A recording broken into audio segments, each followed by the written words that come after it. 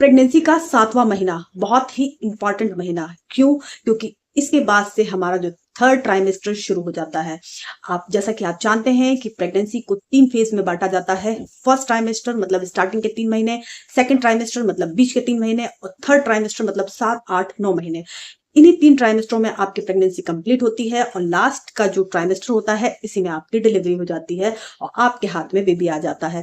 तो प्रेगनेंसी का जो थर्ड ट्राइमेस्टर है और 7वां महीना है वो बहुत इंपॉर्टेंट होता है।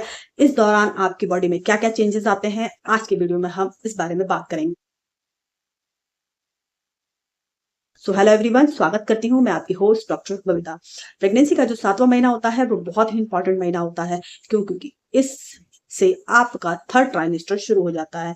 इस दौरान आपके शरीर में बहुत सारे चेंज आते हैं और बहुत सारे चेंज को आप पहले फील कर चुके होते हैं। इस दौरान आपके बच्चे का वेट 1.5 किलो के करीब हो जाता है। इसके साथ में आपके बच्चे की लंबाई 12 से 14 इंच की हो जाती है। इस दौरान क्या है, आपको बच्चे के मूव्स बहुत अच्छी तरीके से फील होने लगते हैं। इसके साथ साथ आपके बच्चे के सारे अंग बहुत अच्छी तरीके से बन जाते हैं। इसके साथ साथ क्या होता है कि आपके बच्चे का रंग निर्धारित हो जाता है। इस महीने में आपके जो बच्चे का मेलेनिन है वो पूर्णतः कंप्लीट हो जाता है।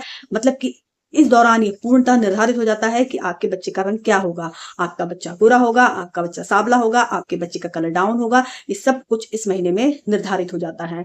इस दौरान क्या होता है कि आपकी बॉडी में प्रोजेस्टेरॉन का लेवल बहुत हाई होता है। तो आपके पैरों में, हाथ में, बॉडी में सूजन आ सकती है। तो आपको थोड़ा अपना ख्याल रखना है, पैरों की और हाथों की मालिश करनी है हल्के हाथों से, तो आपको फायदा मिलेगा। इस दौरान महिलाओं में कमर दर्द की शिकायत बहुत हो जाती है। क्यों? क्योंकि पेट आगे निकल जाता है तो आपकी रीढ़ की हड्डी इसका बैलेंस बना रही होती है, तो आपको कमर दर्द की शिकायत हो सकती है। इस दौरान आपको थकावट बहुत लगती है क्योंकि प्रोजेस्टेरॉन का लेवल हाई हो जाता है और आपके बॉडी में सूजन आ जाती है। इससे भी आपको बहुत थकावट लगती है। इसके साथ साथ आपके पेट पे स्क्रैच मार्क आ जाते हैं, आपके पेट पे खुजली हो सकती है, आपकी पूरी बॉडी में खुजली हो सकती है। इसका एक कारण हो सकता है कहीं आपके लिवर में कोई इंफेक्शन तो नहीं है। तो इस दौरान आपको आपके डॉक्टर से मिलना चाहिए। डॉक्टर क्या है, लिवर का टेस्ट कराते हैं। अगर किसी प्रकार की कोई दिक्कत होगी तो आपका ट्रीटमेंट किया जाता है। इसके बच्चे का साइज बढ़ जाता है तो बच्चा क्या पेट के ऊपरी हिस्से में चढ़ा चढ़ा रहता है, तो आपको इस दौरान हार्ट बर्न की शिकायत बहुत रहती है।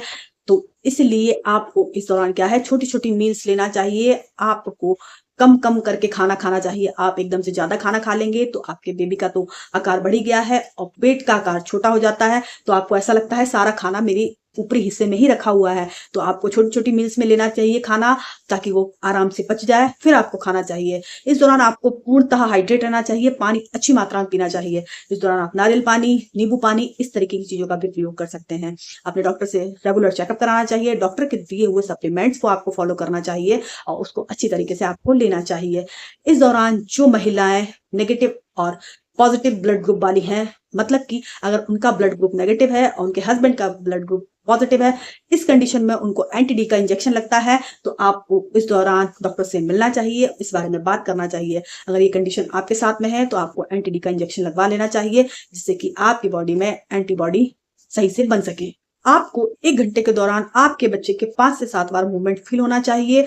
आपको क्या करना है कि ज्यादातर लेफ्ट करवट लेके सोना चाहिए। इससे क्या है, बच्चे को ब्रीदिंग लेने में आसानी रहती है, बच्चे की ग्रोथ अच्छी रहती है, आपको भी अच्छा लगता है। उस दौरान बच्चा क्या मूवमेंट भी अच्छी तरीके से करता है। आपको क्या करना चाहिए, आपको अच्छी तरह खाना खाने के बाद में आपको उल्टी करवट लेके सो जाना चाहिए, लेट जाना चाहिए। अगर आपको 5 से 7 बार मूवमेंट फील होते हैं तो आपके लिए ये हेल्दी है, आपका बच्चा सही से मूव कर रहा है। अगर इन द केस अगर कोई प्रॉब्लम होती है तो आपको आपके डॉक्टर से तुरंत मिलना चाहिए। 7वें महीने के दौरान बहुत सी बार ऐसा होता है कि बहुत सी महिलाओं को बीपी की शिकायत हो जाती है। तो आपको रेगुलर अपना बीपी चेक कराना चाहिए। आपको खाने में नमक कम कर देना चाहिए। आपको इस दौरान अच्छी तरीके से टहलना चाहिए और अपने स्वास्थ्य का ध्यान रखना चाहिए। मेडिटेशन करना चाहिए, डॉक्टर के द्वारा बताई गई हल्के फुल्के एक्सरसाइज को करना चाहिए। जी, और हाँ, अगर आपकी कोई हाई रिस्क प्रेगनेंसी है तो डॉक्टर की पूरे इंस्ट्रक्शन को आपको फॉलो करना चाहिए। आपको डॉक्टर समय समय पे जो जांच बताते हैं उसको आपको फॉलो करना चाहिए।